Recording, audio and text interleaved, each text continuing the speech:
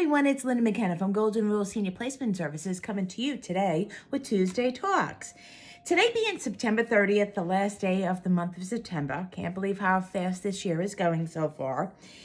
September is recognized also for Self-Improvement Month. And what we wanted to talk about is relative to not only people in business, but also self-improvement, meaning also for one's own personal success, but also for our seniors. So what we're going to talk about is how we can assist our senior loved ones with proper self-improvement options to enhance a better quality of life. To give you a little bit idea, Self-Improvement Month reminds us that we all need to improve. We are not perfect, so we have ways to get better and make for a better day for the future. Not only in health, wealth, but also with our relationships. We all need to care for ourselves, first. There's a lot of caregivers out there that have to care for their senior loved ones or their spouse or their children, and sometimes they neglect themselves as well. It's an opportunity for us to assess how to satisfy where we are with ourselves and to take the necessary steps to become who we aspire to be. Note, the self-improvement industry, valued at almost $11 billion in the United States, offered books and other products intended to improve personal, mental, and physical health. Winning friends is the topic. Also, and influencing people was made in October of 1936 by none other than Dale Carnegie. He published How to Win Friends and Influence People, and that was the first widely read self-help book and one of the best-selling books of all time. Love Dale Carnegie and still utilize his thoughts and his mentorship in business. Self-improvement comes to television. August of 1958, Dr. Joyce Brothers, a psychologist, began her own TV show and offering advice to viewers. Brothers also wrote many self-improvement books and a syndicated advice columnist. Then comes Tony Robbins' birthday, who's February 29th. Had to be on the 29th, though there's only 28 days in February. That's how special Tony is, of 1960. Robbins is perhaps the most recognized self-improvement guru in the modern era. Thousands attend his seminars and arenas around the world. On a local entity, there's many folks that I adore that do leadership conferences. They do self-help. They're life coaches. They're business coaches. And you know who you are out there, Charlotte and Lorraine. Great people that really help you focus on what's important for your business so it could be streamlined and you could be more successful. Business coaches are wonderful and something that I really admire immensely for those folks. Being a mentor is something that is wonderful for the next generation to have a relationship with a mentor. Some are mentors that are their professors from college or a business leader that they admired and they took them underneath their wings. And mentorship is wonderful. And being a manager or a director or a business of authority, business person of authority, I think it's an obligation to mentor your staff, mentor your group, your team to the best of its ability. And how we're going to be talking about this, how it relates to seniors. Mentorship, believe it or not, is something that seniors take really much pride in. Men that are veterans mentor the youth of veterans that are in the service, or they are, just recently left the service. There's a big, strong group of that, the Marine Corps. VFW. These are people that collectively get together and really for the benefit of our veterans out there. And you know what? They also do wonderful things for our youth in the area with scholarships and, like I said, mentorship. So being something that you're giving self-worth to somebody and you're also improving your self-improvement, but you're helping others is a gift in itself that is priceless. So I agree with it wholeheartedly. 5 self-improvement facts and figures. 1, self-improvement is a big business, as we spoke about.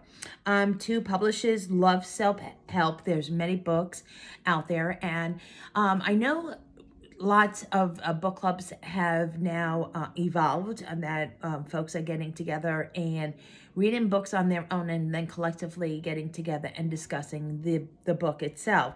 And self-help seems to be a very big positive thought process with groups for book clubs. And I think that's wonderful because not only you are improving your self-worth or your self-improvement, but here is a great aspect of it all. You're actually helping somebody else.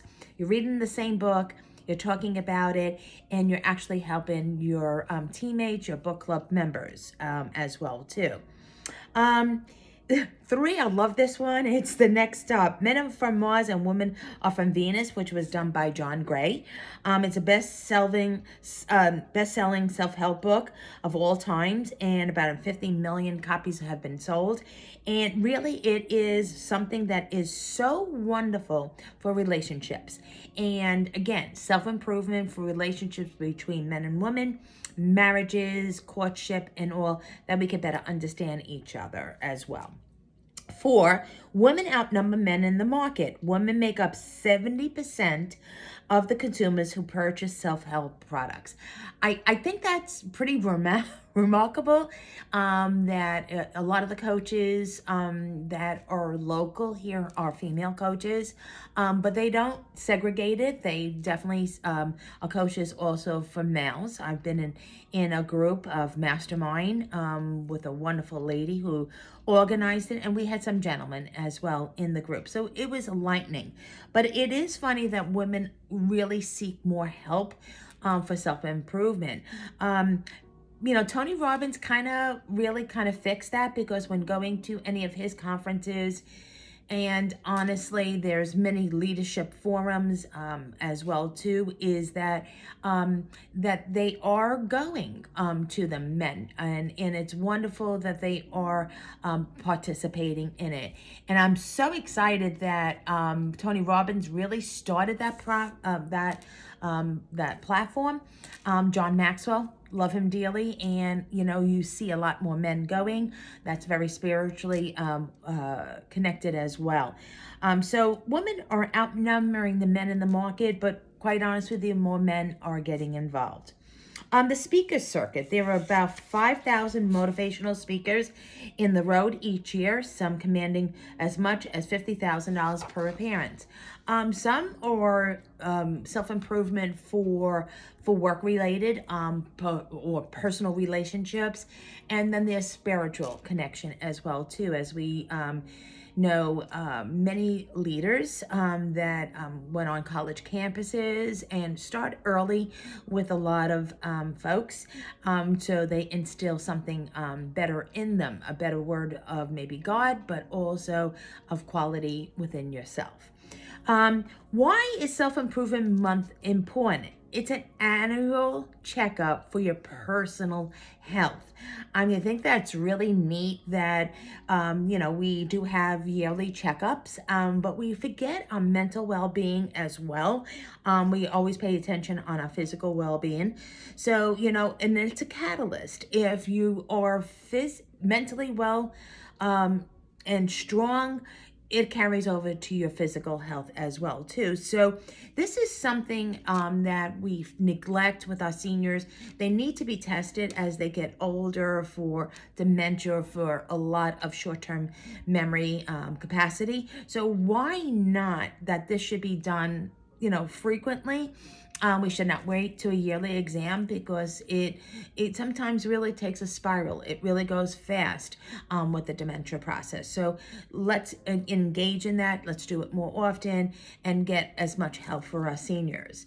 It's self-empowering. Once we actually make the choice to improve our lives, it's either diet or it's lifestyle or starting an exercise regimen, reading more books, joining groups or clubs, that it really expands a social circle. And ironically, the social circle is really important because those are like people that you're with. Senior living. When I do the 4 pillars of needs for any of the clients that sign on to work with me, yes, I ask about their medical. Yes, I ask about their physical well-being, their medical, their financial, their affordability. I also ask about their socialization. Just because they were home alone and they used to love to do activities but don't have the ability of getting out to do a lot of their hobbies or activities doesn't mean that that needs to be negated then when they go into senior living. I have so many successful stories that people that really became hibernated actually blossom and thrived in senior living. And it is because now you have friends of the same level that you're participating in like activities. So what a great thing to be involved in being your social circle. And the last component of those 4 pillars of needs is spirituality. Again, gathering in groups, maybe Bible study that you're engaged in, or you do have a lot of things that you get together that are spiritually empowering, is wonderful. And again, for senior living as well. They have Eucharistic ministry that comes in, prayer services, church services, masses that come in, and also Bible study as well. So why not engage in senior living for our seniors? Because now it is not only social, it's spiritual.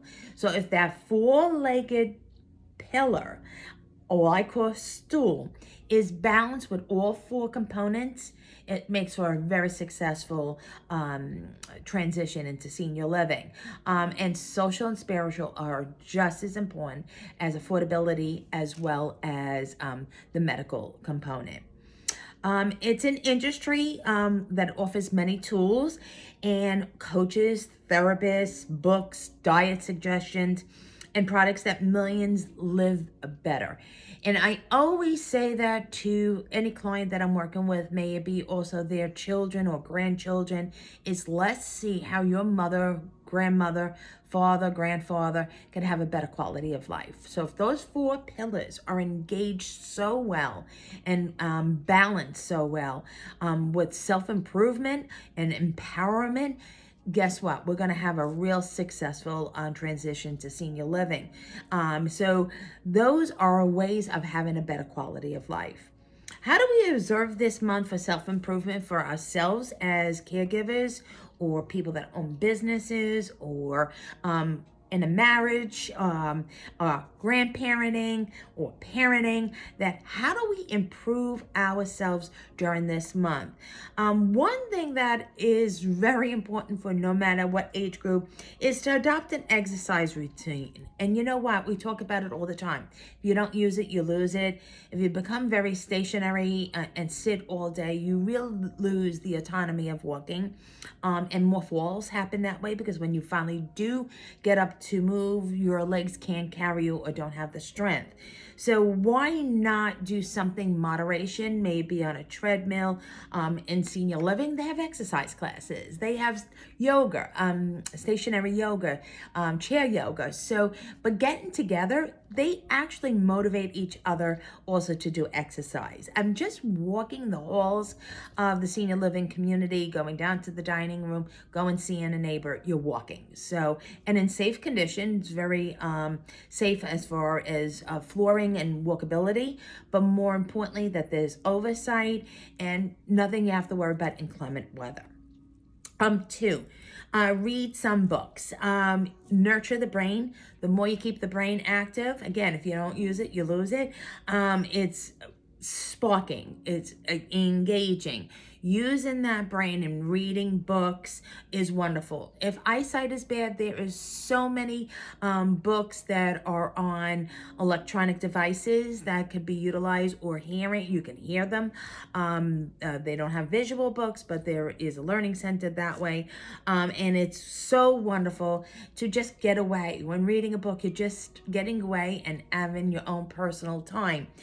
Some book clubs get together to discuss, like we spoke about before. And I always talk about my dad, who's now 102. He read a book every day because he used to say the brain is a sponge. Just when you think you know enough, squeeze it out and absorb some more. Learning was his biggest philosophy, is read, engage in more. And really, honestly, his brain worked on overtime. He was incredible when recollection of things of past, but wanted to learn something all the time. Even if I gave him a book, he actually knew that he read it before. He was like, nope, get me a new one. But he wanted pure history. He loved reading history books as well. Number three, volunteer. People who volunteer are happy and feel volunteering gives them a sense of purpose. Same thing with seniors. I see a lot of seniors volunteering in hospitals, also volunteering in nursing homes, skilled nursing facilities, just sitting there maybe talking with an individual that happens to be hospitalized or is in a rehab. And the wonderful thing of it all is conversation is wonderful. They feel needed and spoken to. And something that I really engaged in this week and that I found pretty miraculous. Also, therapy. Pet therapy is wonderful. Our seniors love animals. That they come into the senior living community, they go into the hospitals, they go into nursing homes. It's very therapeutic.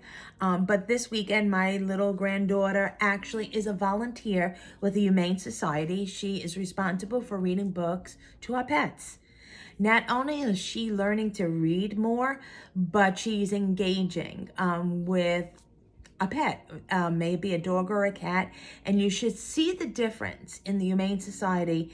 While these poor animals are caged waiting to be adopted, when somebody's reading a book, they curl up, they feel comfortable, and they calm down totally. So I'm proud of my little Olive that she is volunteering at 4.5 years old. So it's never too early and it's never too late. So the most thing that I would say, improve, have a better quality of life. I talk about that all the time. No matter what age you are, if you don't start, it never happens. So start now. Do that with your senior loved ones as well. Senior living is a wonderful option for them to be embraced for those 4 pillars of needs, but feeling that they have a purpose. They definitely have a better quality of life. Thank you all for engaging today's Tuesday Talks. As always, I lead you to my website. It's www.goldenruleseniorplacement.com. There you will find my demographics, how to get in touch with me. Also, there is my bio. There is a lot of the resources, meaning the options, the senior living options that are out there, resources, a whole library of these video talks that you could research and something that might be pertinent to you. If there's something that you would like to talk about, either call me, text me, or also send me an email as to what topic that you'd like to discuss. October is a special month in my life. Not only it's my birthday, but it's also my husband's birthday, and it's Breast Cancer Awareness Month. So I'll be celebrating more than just one occasion. It'll be 3. But in October, there's so many things that we need to observe for our senior loved ones as well. So till next week, again, have a blessed week, and we'll be seeing you for Tuesday Talks. And thank you for viewing. And like I said, have a blessed week. Bye-bye now.